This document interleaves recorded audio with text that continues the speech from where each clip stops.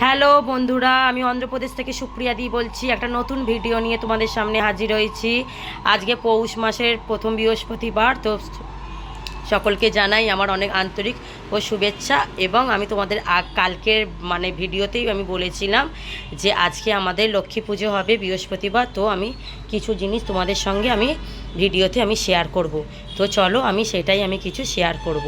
আর কালকের ভিডিওটা তোমরা অবশ্যই নিশ্চয়ই দেখেছো যে আমাদের ঠাকুরকে কালকে আমি কিভাবে চান করিয়েছিলাম।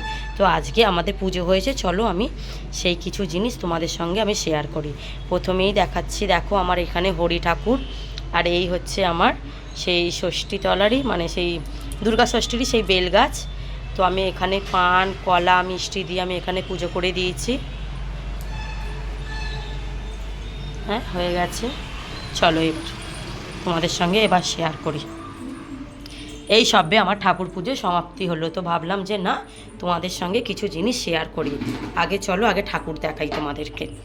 এই দেখো, এই হচ্ছে আমাদের খন্দলক্ষ্মী। এইভাবেই আমাদেরকে এই চেলি কাপড়, তারপরে গোড়েমালা চাঁদমালা এইভাবে পুজো করতে হয়।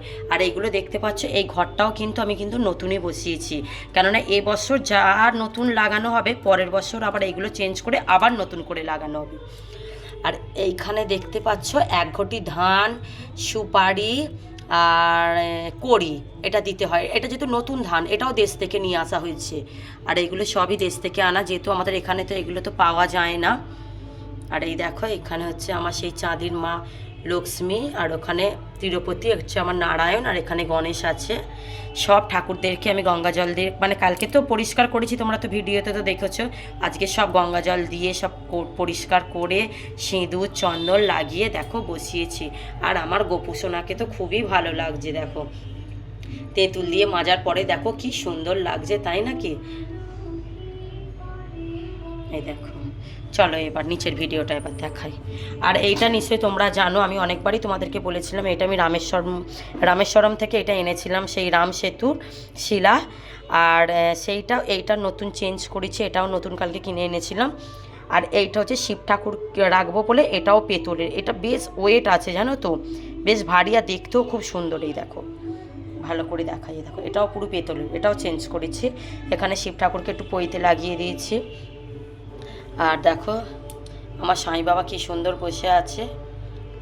আর এটা হচ্ছে আমার রক্ষাকালী। যদি বলো যে দিদি এই ঘরটা কেন চেঞ্জ হয়নি, এটা হচ্ছে আমার রক্ষাকালীর নাম করে এই ঘরটা বসানো হয়েছে, তপস্যা স্বস্তিকার নাম করে। ও যখন আমার পেটে ছিল, আমার মা এই ওদের নাম করে এই রক্ষাকালীর ঘরটা বসিয়েছিল, ওই জন্য এইটা চেঞ্জ হবে না। এইটা যখন আমি কালী পুজো করবো, তখন আমাকে এই ঘরটা খুব যত্ন সহকারেই বলতে গেলে আমাকে দেশে এইটাকে নিয়ে যেতে হবে। ওই জন্য একে শুধু আমার রেগুলার খালি জল আর সিঁদুর আর ফুল দিয়ে জাস্ট খালি আমি একে পুজো করবো। আর কী কী ঠাকুরকে আমাদেরকে দিতে হয় দেখো, প্রথমেই বলছি পৌষ মাসে যা যা নতুন ওঠে সেই দিয়েই আমাদেরকে পুজো দিতে হয়। যেরকম হচ্ছে চিঁড়ে, মুড়কি, বাতাসা, নারকোল নাড়ু, কড়াইশুঁটি, মূলো, এখানে মুগের ডাল, এখানে হচ্ছে 5 রকম ফল, তার মধ্যে হচ্ছে তিলে খাজার সেই গজা মতন যেগুলো আমাদের দেশে পাওয়া যায়। ওটা হচ্ছে যে সময় এই মালগুলো এসেছিলো তখন ওইখানে না এগুলো ওঠেনি, ওইখানে এই সময় ওঠে, ওই জন্য ওইগুলো আর পাওয়াই তো আর যায় না। কারণ আমি এগুলো 1 মাস আগে মা আমাকে সব পাঠিয়ে দিয়েছিল দেশ থেকে। আর দেখো এই যে লেবু আর কুল তো দিতেই হবে, যেহেতু পৌষ মাসে যেগুলো সব নতুন সেইগুলোই দিতে হয়।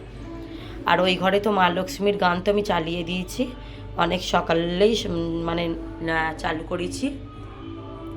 এই দেখো কেমন লাগছে আমাকে বলছি, বাবা গো, আমার ঠাকুরকে কেমন লাগছে তোমরা অবশ্যই আমাকে ভিডিওতে জানিও। একটা লাইক শেয়ার সাবস্ক্রাইব করো। আর আমাদের ওয়াইফাই লাগানো হয়েছে জানো তো, তো আমার তো ভীষণ ভালো হয়েছে ওয়াইফাই লাগানোর ফলে। এই দেখো ওয়াইফাই লাগানো হয়েছে বলে ওই জন্য এখানে যখন ইচ্ছা যেটা পারবো তবু ঠাকুর ইউটিউবেতেই তবু টিভিটা তবু চলতে পারবে। বা প্লাস অনেক সময় তপস্যা স্বস্তিকা এতই নেট খেয়ে ফেলে, তো ওই জন্য না খুব অসুবিধা হয়। তো তার জন্য এটা খুবই সুবিধা হয়েছে। এখানে দেখো আলপনা দিয়ে দিয়েছি। তাহলে ভিডিওটা যদি ভালো লাগে তো তাহলে একটা লাইক শেয়ার সাবস্ক্রাইব করো, ওকে।